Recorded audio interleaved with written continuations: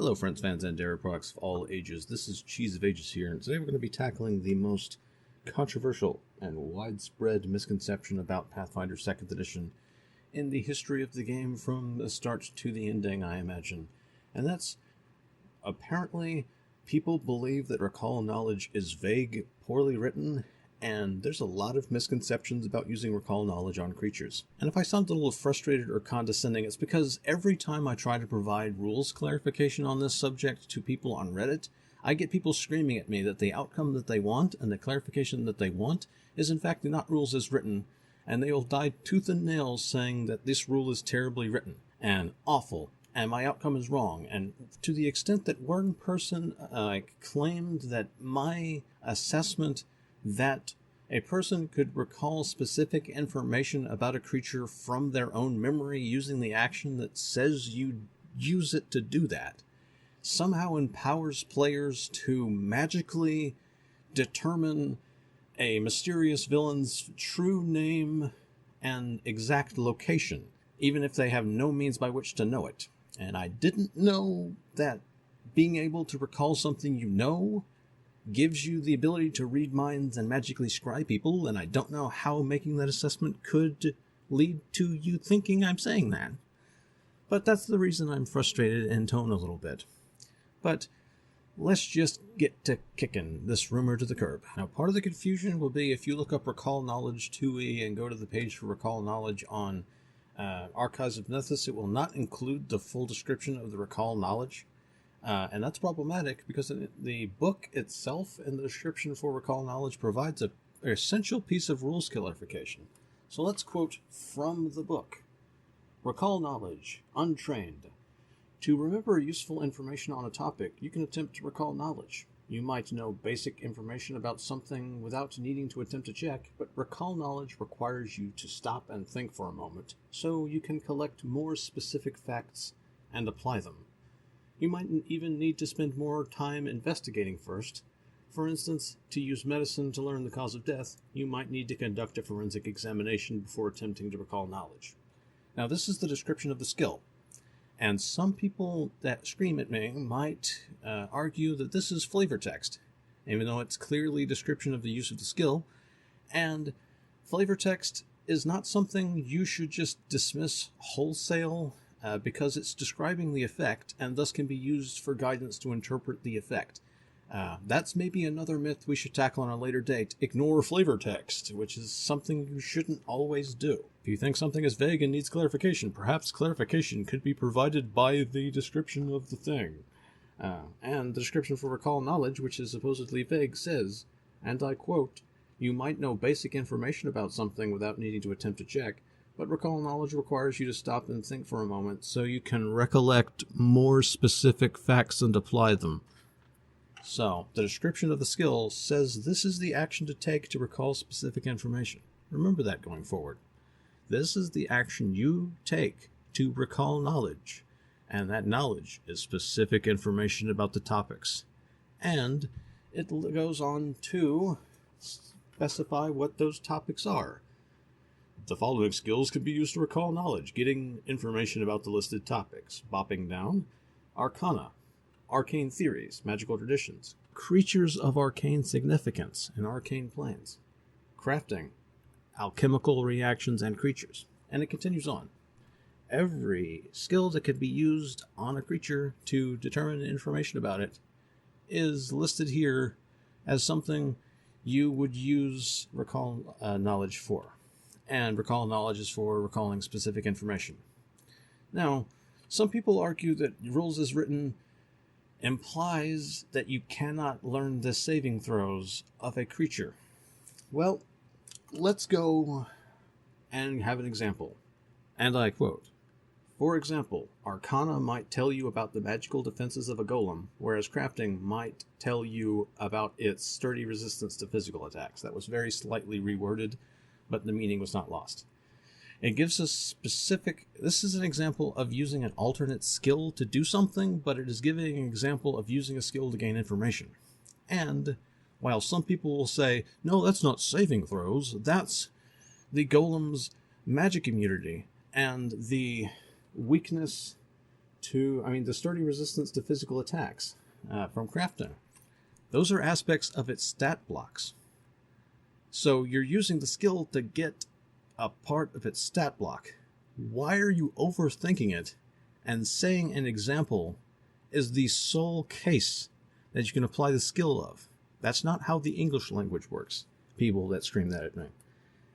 So, you have here where the rules specifically are saying that recall knowledge is used to recall specific information.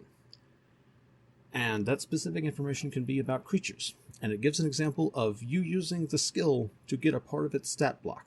So yes, you can get saves from a recall knowledge because that's part of its stat block. And the example provided of this skill in use about a creature is a part of its stat block.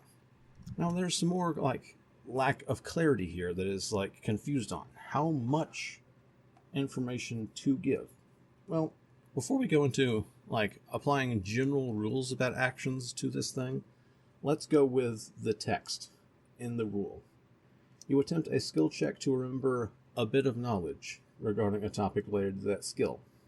On a success, you recall the knowledge accurately or gain a useful clue about the current situation. Notice the singular terminology. There's no plurals here. Singulars. Now, general rules about basic actions that are not provided by a special move or a feat or a spell or something like that, you normally use one action to do one thing. And you can infer that to, you're doing one action to do one thing and you get one outcome. So you can infer that you're using one action to recall knowledge, so you would get one piece of information. You are attempting a skill check to remember a bit of knowledge.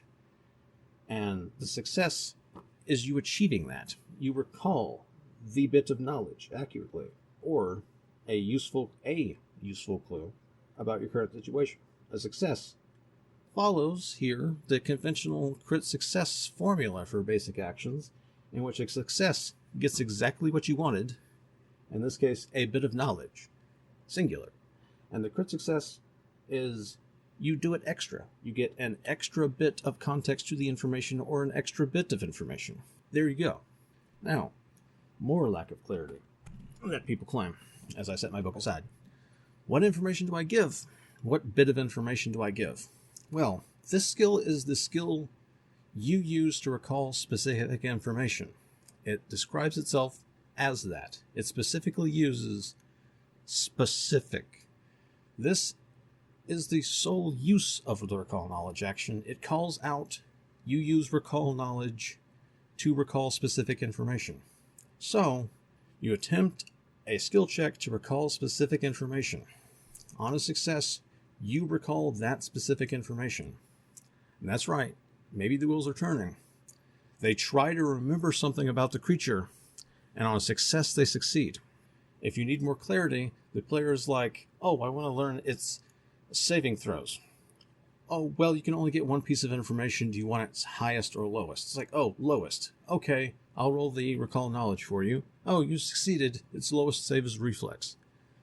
Alternatively, oh, it crit succeeded. You're going to learn its lowest and its next lowest. Reflex is its lowest, and its next lowest is will. This is rules as written, because this is the act for recalling specific information. They try to recall specific information. The example of this in action calls out them recalling a part of its stat block.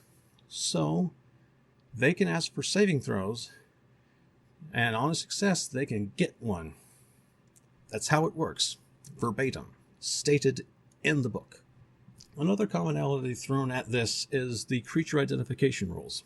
And I can understand the mix-up here. You're probably confusing identification and identify with the classic video game and TTRPG effect of casting the identify spell, or using an identify scroll to get all of the information about an object. But no, the English word for identify means to figure out what it is. So you use the creature identification rules for when you're trying to figure out what a creature is. When you're trying to recall knowledge to identify a creature, you use the rules for creature identification. You do not use the rules for creature identification when you're trying to recall knowledge about something.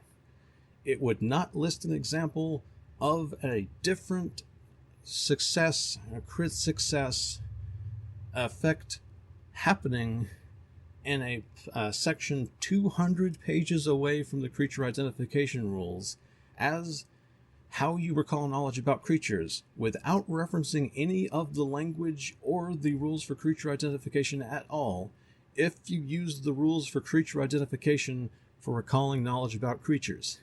Instead, they would simply put the creature identification rules here under recall knowledge on this page in the book and remove creatures from the list of things you apply that chart to. No, for recalling specific information, you use the recall knowledge action and its success chart. If the information you are trying to recall is what the creature is, that is an attempt to identify the creature, so you would use those rules. I repeat, you do not use the creature identification rules if you are not trying to figure out what the creature is. You are not identifying the creature, you are recalling knowledge about it. Use the chart they tell you to use in the book, and that's the recall knowledge action and success, crit success result, which specifies you can recall specific bits of information. Now, this does mean if you're like facing a demonologist and he summons a demon in front of you and says, you'll never defeat the Glabrazu, he is stronger than mere mortals such as yourself, and you don't try to identify that monster as a Glabrazu, and you try to recall information about a Glabrazu, naturally, you recall information about Glabrazu, you do not use the information for creature identification, and on a success for recalling information about Glabrazu, you gain that specific information you are trying to recall about Glabrazu. Now, this can create a situation in which the players make a recall knowledge about a type of monster they assume the monster to be. For instance, if for some reason the enemy was playing 4D chess and borderline metagaming, deceiving the players into thinking it's a Glabrazu, which would sabotage the recall knowledge check. That's kind of something you really probably shouldn't do. That's a little bit metagaming and toxic, but like maybe if they go to a cave for hunting trolls and they run into something you describe as green, giant, and humanoid, and mistakenly they think it's a troll. It isn't one-to-one written in the book specifically what to do in this very niche situation, but rules are tools. So let's try to apply the rules in the book to solve this problem. One, basic information doesn't require a check, so on a person-to-person basis, they may know what this creature looks like.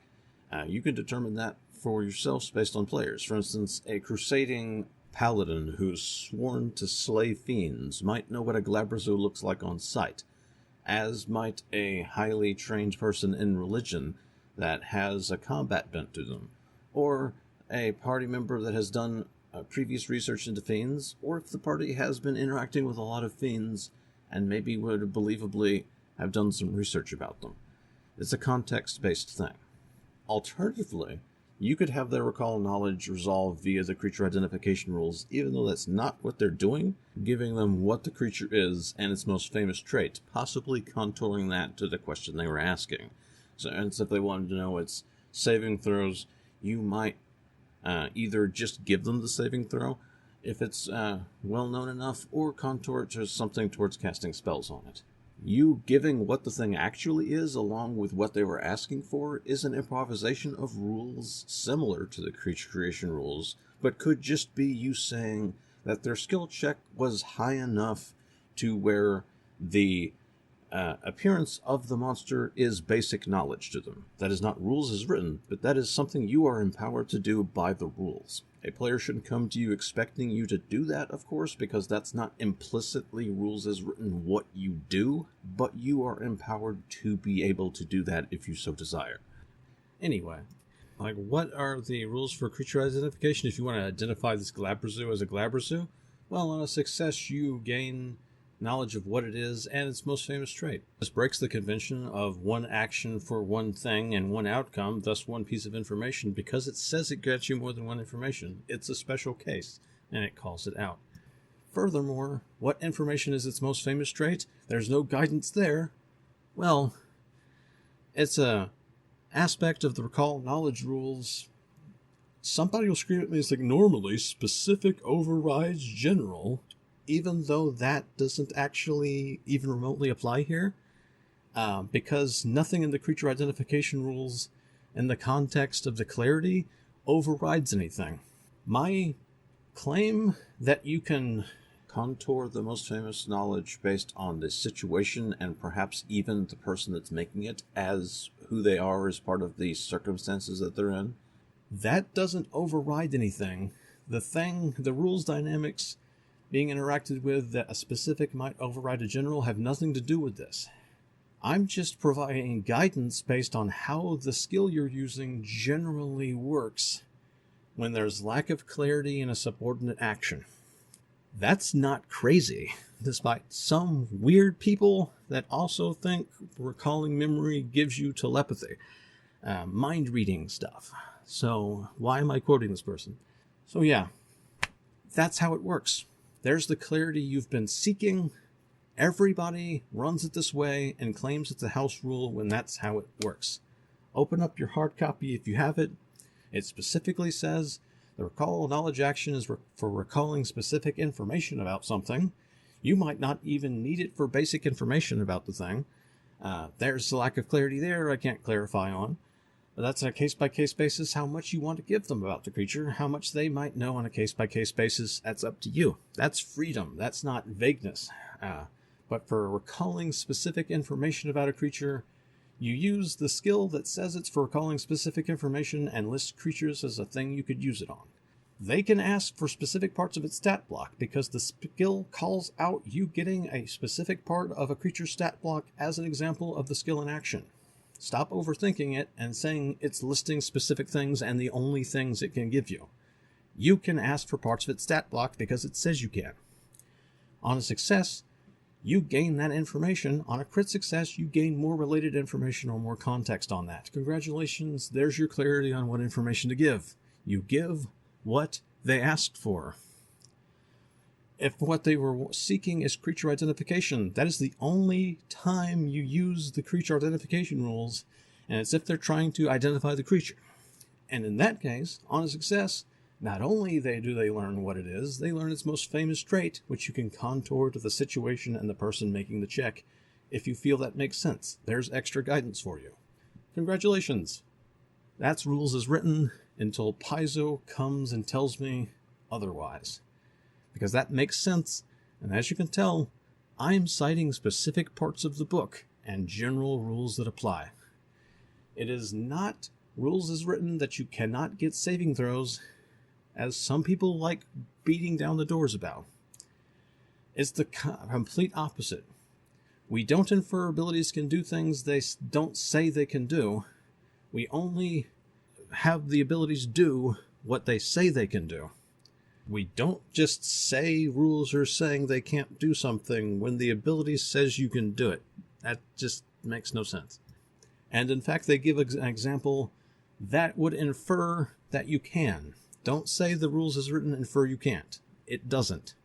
But anyway, I can hear the lunatics beating on my door trying to scream that I'm giving people telepathy and that Mark Seifert doesn't know the rules.